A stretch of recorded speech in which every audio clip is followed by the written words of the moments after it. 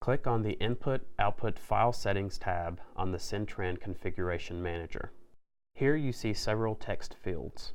The input directory is the directory where CenTran reads transactions being sent to it. The input file extension defined here is the file extension CenTran looks for when transaction input files are in the input directory. The delay before reading input files is the delay before reading the next input transaction file. The output directory is the directory where CenTran places the output files containing the results of the processed transactions. This directory can be the same directory as the one used to contain input files. If the two directories are the same, then the files must have different extensions assigned.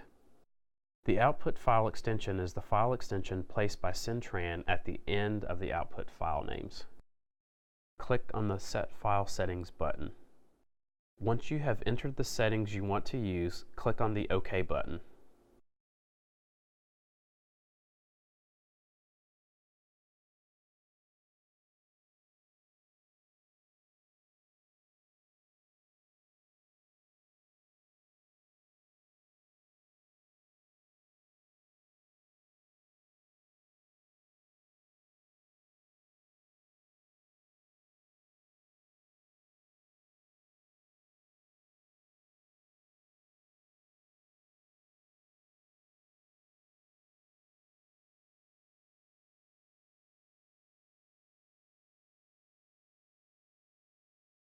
Click on the OK button on the message box.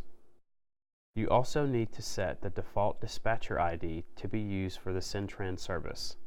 Click on the Set Default Dispatcher Settings button. Enter the default dispatcher ID you want to use. This default dispatcher ID must have already been set up under CenCon and be present in the database. Once the default dispatcher ID is entered, click on the OK button. CenTran confirms the settings. Click OK in the message box and you're finished.